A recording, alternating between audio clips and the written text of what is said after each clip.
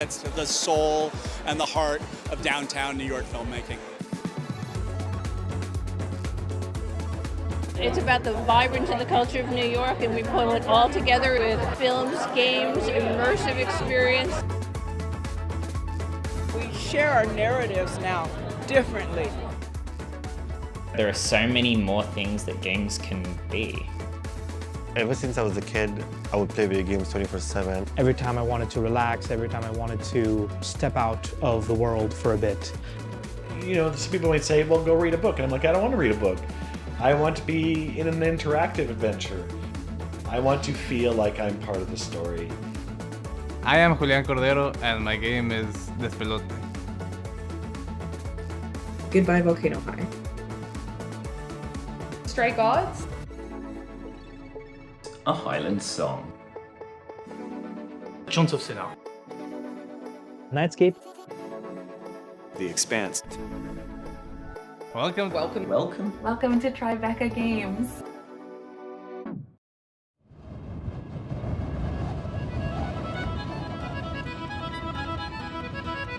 I must have climbed the hill behind the house 100 times. I know every stone. But after that hill, there's another. And then another again. And after all that, then that's the sea. And I've never been there. A Highland Song is a narrative adventure game set in the wilds of the Scottish Highlands. You play as Moira McKinnon, a teenager on her way to the sea for the first time. But to get there, you're going to have to find your way through the wild mountains and the valleys. You'll have to survive the weather, and you'll learn a bit about the stories and the history of the Highlands on the way. Inkle is an independent game studio based in the UK, and we specialise in narrative games, so we make games in all sorts of genres, but our main focus is on games that tell really strong stories. Our most famous game is probably 80 Days, an adaptation of Jules Verne's classic novel. The main hook of 80 Days is that you can go around the world any way you like. The way that Highland Song works is extremely similar to 80 Days. You start in one particular point and you can choose all sorts of different routes through the Highlands in order to reach your goal. But it also ends at a single point because you're trying to reach the lighthouse where your Uncle Hamish lives by the sea. Finding the right gameplay for a game like a Highland Song can be really difficult. Gameplay is usually built around loops and patterns, but good narratives aren't made out of loops. We want to make sure that the character isn't doing anything just for the sake of gameplay, but everything the character's doing has to make sense within the narrative. So the reason that we've essentially created our very first platforming game is that it just makes sense for the character within this scenario to be jumping and scrambling over rocks. And it even has a rhythm action mechanic. So in many ways, it's the most gamey game that we've ever created. Moira's platforming abilities in a Highland Song are quite realistic. She has a limited amount of time that she can climb. She gets hurt if she falls too far. She can rest to recover her strength. She gets affected by weather and affected by nighttime and affected by cold. A lot of our mechanics are built around the tension between knowing where you are and being lost. We have a map mechanic, which is all about that. It's about finding little pockets of knowledge, learning the names of peaks and understanding the history of the peaks to help you find your way through this world. At Inkle, we've always loved hand-drawn 2D illustration. We love how expressive it can be, especially for characters. Even when we made 3D games, we still had 2D characters because we loved the overall effect.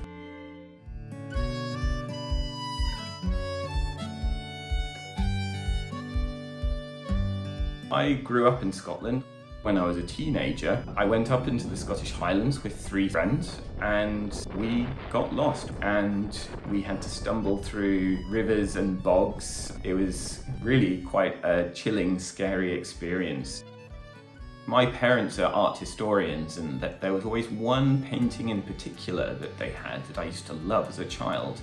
It had a little ruined castle by loch and these Scots pine trees and this golden brown colour palette that was just so characteristic of the region. And so going for a really painterly aesthetic was a way to capture that.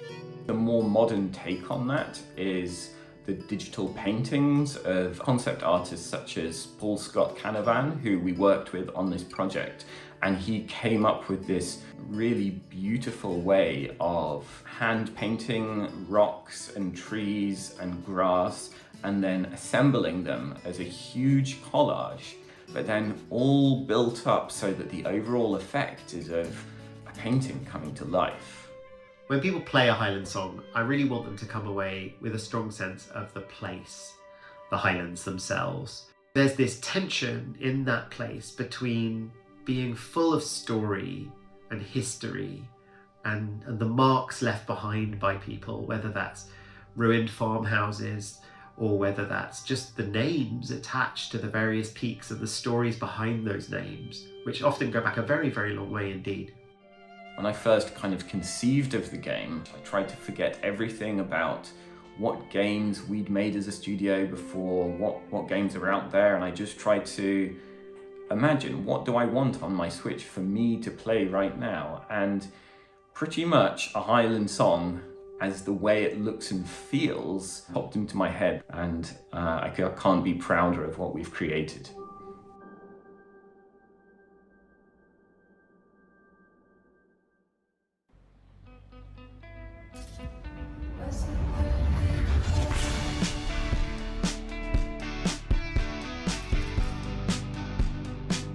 Co-op is a game studio that's based originally in Montreal, but is now remote and worldwide. It is a cooperative. Basically, that means that we make all major decisions together. We decide whether we want to work 4 days or 5 days.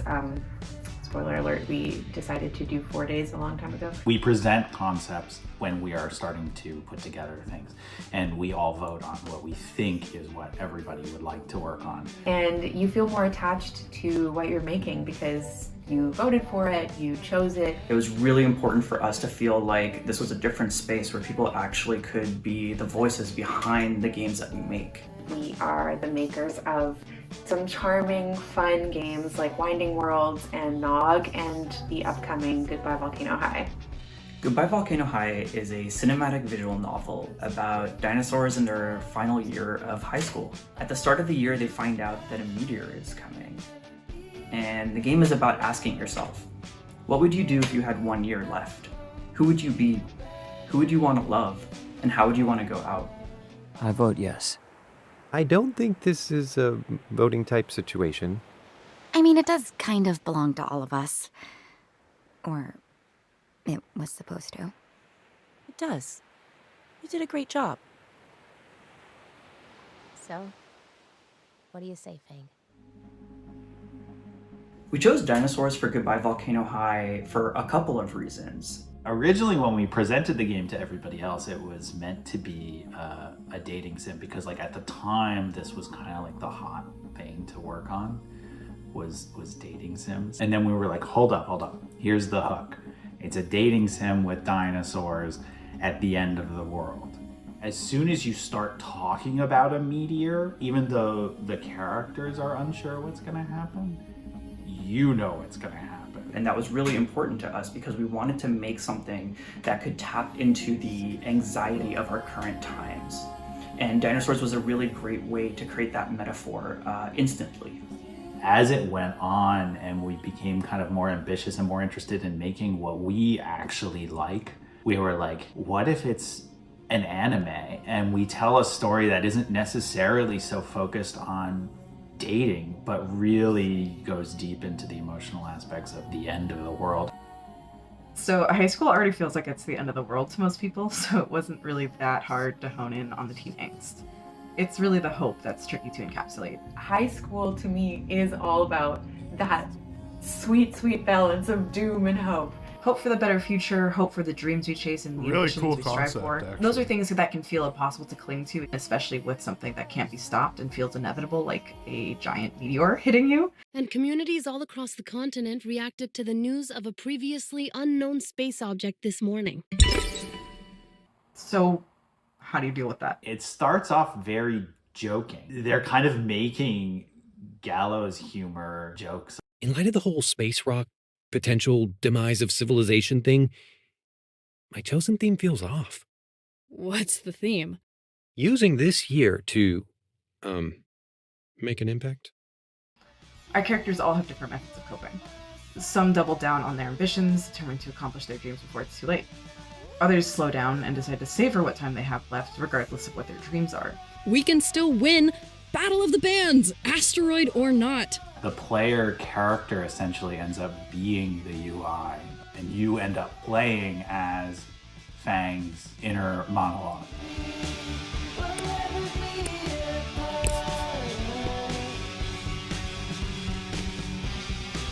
I think this means she's rooting for us? Music is really important in Goodbye Volcano High, and I would actually say music is really important to our studio and all of our games. It's core to our DNA, and music is central to the identity of the people who make the game, and so it is central to the identity of the game itself and the characters within it. There's no performance in this game that is separate from the narrative. It is essentially the same as having a scene of dialogue, but you're playing music. We never climbed, we never fell.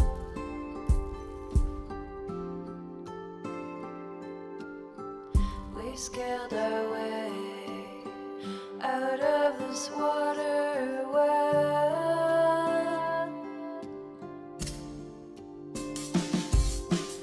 Fang is kind of gearing up for their future as a musician, and then realizing that they may not have a future anymore. So those two things are kind of clashing in their brain for the music they're creating and singing in the game.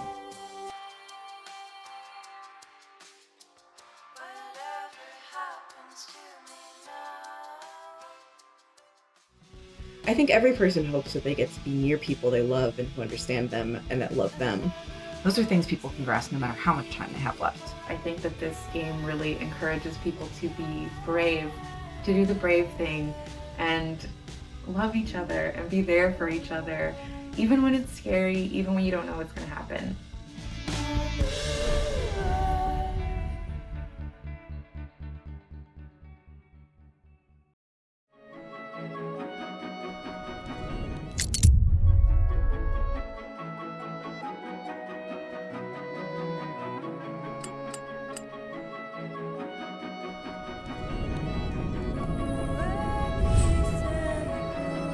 Bonjour, je suis Julien. Bonjour, je suis Thomas. Nous sommes les cofondateurs de Rundisk et nous sommes ici pour vous parler de Chants of Scénar. Avec Chant of Scénar, nous avons voulu proposer une aventure originale basée sur le mythe de Babel. On a essayé de vous plonger dans la peau d'un voyageur qui débarquerait dans un pays complètement inconnu. Tout au long de son ascension, le joueur va rencontrer 5 peuples différents. Chaque peuple a ses propres coutumes, sa propre histoire et évidemment sa propre langue. Comme chacun de ces peuples parle des langues différentes, ça fait des siècles qu'ils ne se comprennent plus. Une partie du jeu et de l'aventure va consister à comprendre les raisons de cette division et peut-être essayer de rétablir l'harmonie dans la tour.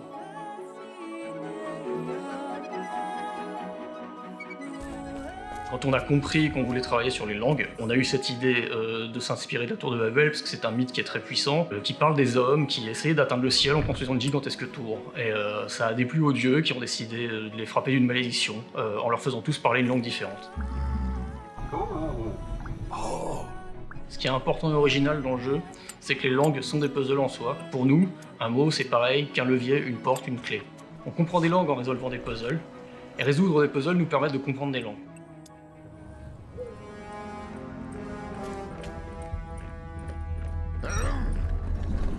Chant of Scénar est avant tout un jeu d'aventure. Au-delà de l'aspect puzzle, le joueur devra explorer l'environnement, interagir avec différents personnages et participer à des scènes d'action et d'infiltration.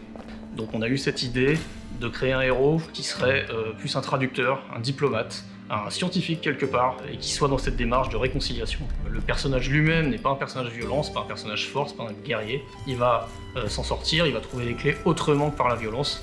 C'est important pour nous de montrer ça, puisque quelque part ce qu'on essaie de montrer dans le jeu, ce qu'on essaie en tout cas de dire dans le jeu, c'est que la violence n'est pas forcément le moyen de tout résoudre. Les inspirations artistiques du jeu, elles se trouvent principalement dans la bande dessinée européenne des années 70-80, puis plus tard, on a élargi les inspirations du jeu, on a convoqué le brutalisme, l'architecture mauresque, l'architecture indienne, et c'est ce qui nous a permis de créer ce monde un peu pluriel. Chant of Scénar est une invitation au voyage, à la tolérance et à l'ouverture sur les autres.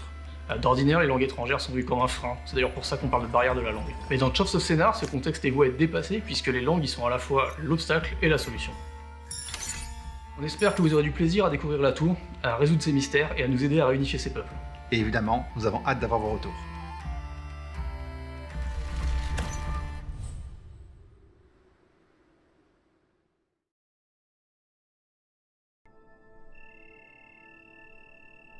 Nightscape is a 2.5D atmospheric adventure game where the ancient Arabian night sky loses its light. You play as Layla, who is an astronomer who just loves to look at the night sky. As Layla, players wield a magical astrolabe, restoring stars back to constellations in order to seek a path home. A key stellar cast member is the Goat Kid constellation. The Goat Kid decides to accompany Layla in her journey. These days, people do not know much about constellations and the stories behind them, especially Arabic constellations. They're different from the Western or the Greek constellations. And so we've had a big research task finding out what those constellations mean, what the backstories are, and finding out how we can turn those ideas into gameplay elements. The importance of the sky is having this sky-ground connection. Having Layla use the constellation's abilities to solve puzzles and help with Layla in defeating enemies. The game being 2.5D, you can actually walk into the screen. There's a lot there that allow them to make the game very cinematic. This is a brand new experience for me, building a team from the ground up. We found an amazing level designer in Nabil and a coder in Idris. And very recently we found our technical artist in Zaki, and those three are the powerhouse of the studio. And I think it's really genuinely amazing that we found those guys who are willing to work with us in Doha. I was very unsure about the amount of talent for making video games in the Middle East. And I think we got super lucky finding the team that we did. For me, it all starts with a story and pictures that triggers my imagination. It triggered immediately some music in my mind. Beautiful Middle Eastern melodies to take them in, the makams, to combine them with harmonies, Western influences as well, that it comes together as a blend. In my mind, designing sound is a bit like playing with clay, like trying to model this clay, this sound, manipulate, edit, cut. For example, the hook shot is mostly made by a tree branch, the footstep of a scorpion walking, which is a mix of knife and stone. The voice of a scorpion is my voice, actually. And then overly processed. When the scorpion attacks, when the scorpion dies, attack, that's my voice. We're trying really hard to make the game feel magical, particularly the parts where the player is trying to figure out the puzzles. Being in a country like the Philippines where my hometown had about zero pollution, so looking at the stars was one of my hobbies, which is why Nightscape appealed to me a lot. There's about 65 million people in the MENA region who play games, and there's a very, very sparse amount of content being developed from within. We want to push that boundary, and we want to create fun and meaningful games with the Middle East in mind, utilizing its culture and rich traditions and history to really inspire ideas for games going forward. And ultimately build a bridge towards understanding the Middle East better.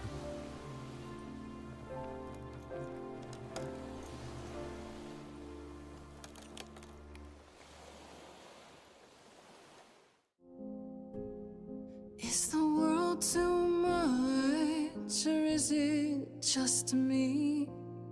Everything I set upon unravels at my feet. Everything I've learned wasted on a girl who doesn't know how to be free. The games industry is always absolutely convinced that we can only be this and this only until someone comes along and proves them wrong. Stray Gods is a role-playing musical where you control the song. You play as Grace, a college dropout who's not quite sure what to do with her life. A woman living in the modern world who encounters the last of the Greek muses. Calliope? Who dies in her arms, passes on her powers, and Grace discovers that the Greek gods are alive and well and hidden in the modern world. We think that Stray Gods kind of appeals beyond just fans of video games. It's a really unique story and a unique experience. There are so many elements that go into this game to make it special that you can attach to any one of them and have an incredible experience. Stray Gods is what we call a role-playing musical. It's not really a genre that's ever existed before. You say you didn't kill Calliope. You have 1 week to prove it. What do I do? Start singing. This is a game with branching musical numbers where the key decisions in the story are made in musical numbers that change depending on your choices. Lost girls, lost girls. The way that we tackle music is one that people have never seen before. Boarding multiple branching paths that should link up to each other. There's a lot of considerations to factor in. It's very complicated, but it feels very worth it in the end. Perfectly fine on her own. We got to work with some of the best, the most talented voice actors in the world, the most talented people on Broadway. Like, what more could you ask for, really? Being able to work with some champions like Austin Wintory, David Gator, Troy Baker has been nuts. At the end of the day, it came down to our composer, Austin. He works some kind of dark magic and you get it all back and you're like, don't know how you transformed that take into this, but it's absolutely amazing. You'll have to see. You'll have to see. We have such incredibly complex, thoughtful characters in this game. Every single character in the game has the potential to be a favorite. My favorite character is Eros. I really love Aphrodite. I think she is beautiful. Oh no, that's too hard of a question. My favorite character is, I think, Orpheus. My king, Orpheus. He's my favorite. It used to be Hermes, but Orpheus, emo king, love. Look at me, who do you think I am? I'm saying Medusa. I am the #1 Medusa fan in the office. I love Medusa, and I love Persephone, and I adore Freddie. But my favorite? I reckon my favorite character is Freddie. I'm really going to go against the grain here. My favorite character is Freddie. Everybody's going to say Freddie, so I thought I'd say someone else as well. But my favorite... Oh, yeah, I'll say Freddie. But Medusa and Calliope and Persephone. It's really hard. Sorry. There is a level of belief in the studio in the themes in this game and the stories that it's trying to tell and the people it's trying to involve and the people it's trying to talk to. This is a that I pretty haven't cool seen idea. on a lot of the games that I've worked on in my career. We've assembled this superstar group of people. It is a Voltron of game development. Early on, Liam made a conscious effort to make sure that everyone that we hired culturally fit, but also had a conscious effort to make sure that we weren't hiring the same kind of people. Every single person who came onto this project brought something wholly and uniquely theirs. It's one thing to be able to hire to have diverse voices. It's also another thing to make sure that those voices are heard. It's just important for us that everyone, one, feels safe enough to share their opinion, and two, diverse enough that many opinions are shared from all sorts of walks of life. At the end of the day, gaming is about joy, and I really like being reminded that making games can also be about joy. Lost in a moment. Very soon, Lost in a moment. the idols will be no more. Lost in a moment.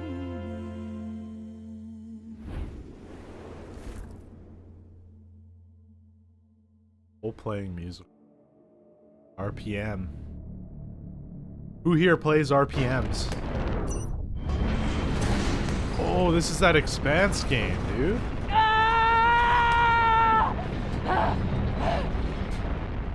The Expanse is an exceptional Buddy I intellectual work with property is really in that looking it's forward to huge, this. and that the characters are the forefront of what they are focusing on. What is so compelling about it is that it works in several different mediums, right? Oh, In she's the one who beginning, plays books. And then I think what was so special about the television show was that it was almost like just another window of, Said right there, I looking think in I at the forget, same though. story. So what's unique about the way that we tell stories is that we give our players agency over the character they're playing, which basically means that their choices shape the overall story, so they're actually living in the story as opposed to just following along with it.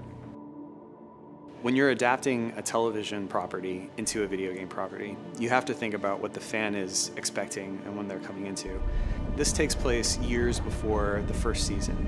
We're getting to see the world through Kamina Drummer's eyes. She is Mina, a belter, that's- somebody yeah. who's out in deep space and has grown up there, has never set foot on a planet, so her perspective is really different. It's hard for me to look at these moons without thinking about the Earther research colonies exploiting all the resources on them and giving nothing to the belt. I hoped to portray her, especially at the beginning of the video game, as a little bit more vulnerable and open, and to see the events that cause her to harden. Just like Ceres. Bossing everyone around, only this time no dolls to keep you on the leash, yeah?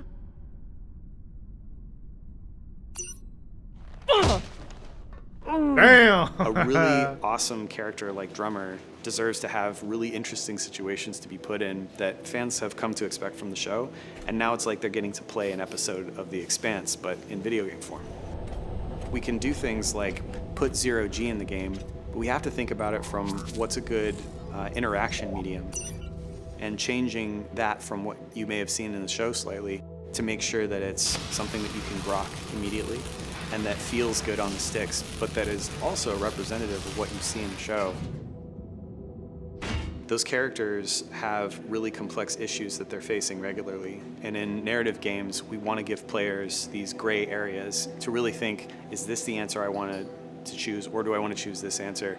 And that they both have their upsides and their downsides. And so The Expanse is perfect for that. Drummer, his suit is punctured and losing pressure. You need to release the vault and patch him now or he could die. Belay that. That vault has O2, fuel, armaments. We can't afford to lose it.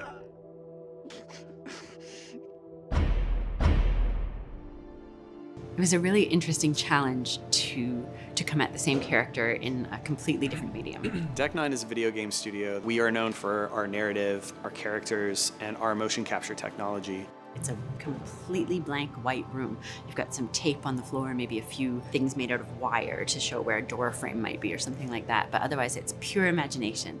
I assume you didn't come here to talk about crystals. We have a new target. What is it this time, El Dorado?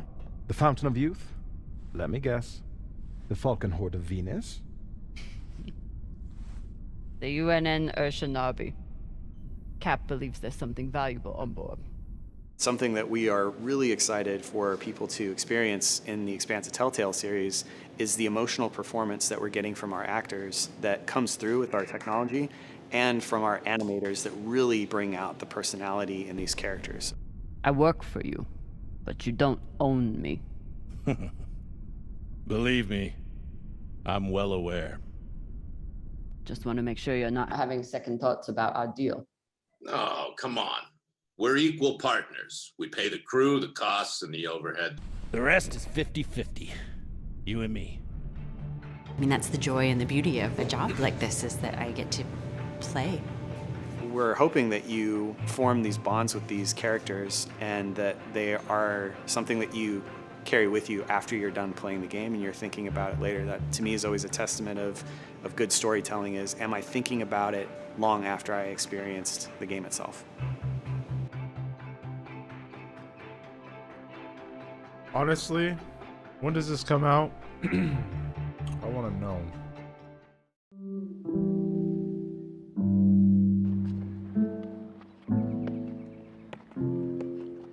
I am Julián Cordero, and I'm the lead developer and programmer in Despelote. Despelote is a game about soccer, and it's a slice-of-life adventure game set in 2001. when Ecuador was really close to qualifying to the World Cup for the first time. Here. Everybody was incredibly excited about this moment, and you see it through the eyes of an 8-year-old kid kicking a ball around with your friends in the park. ¿Vamos a jugar?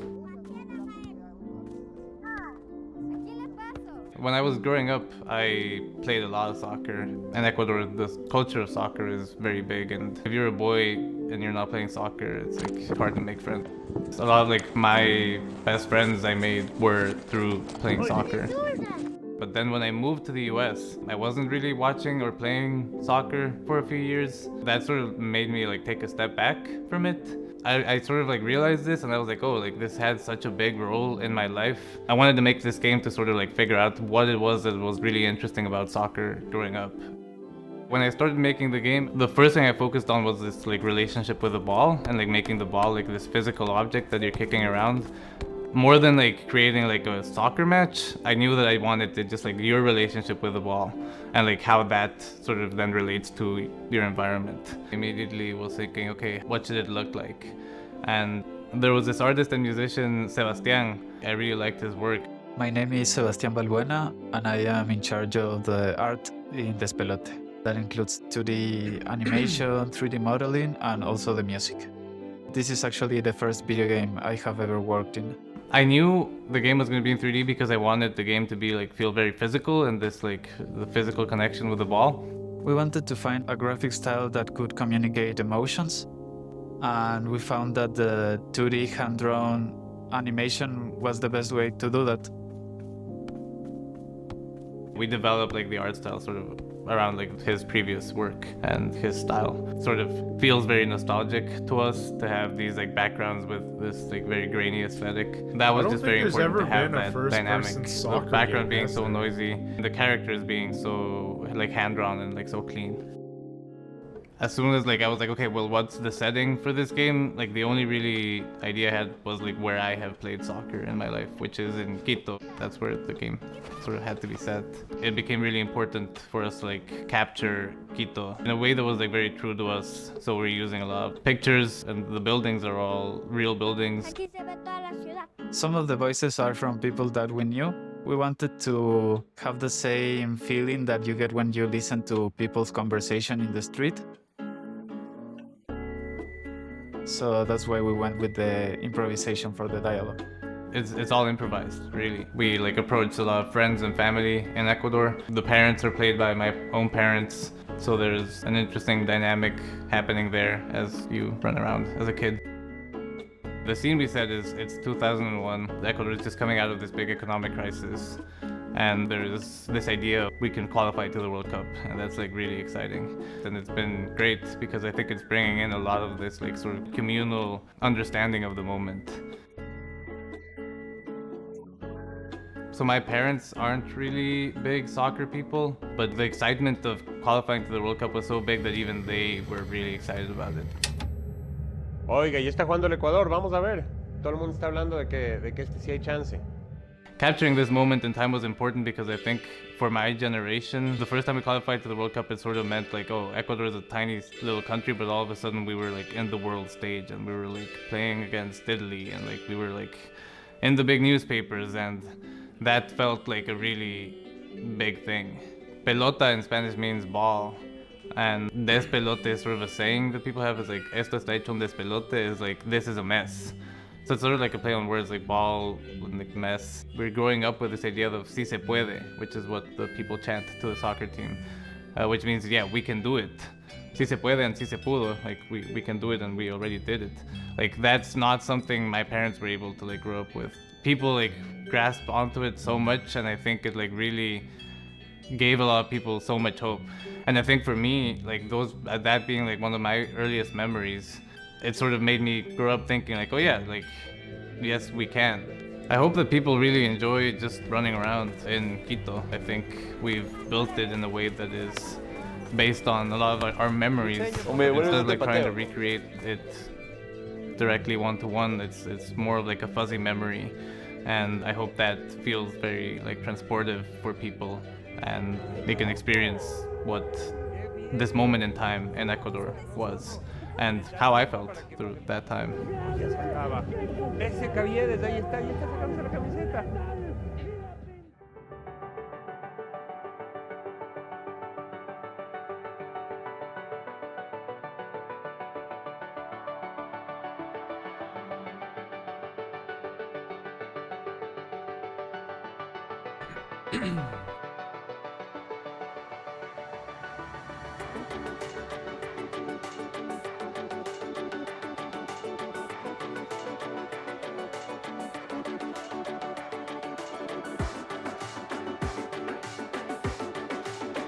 That's it? Guess that was about a half hour.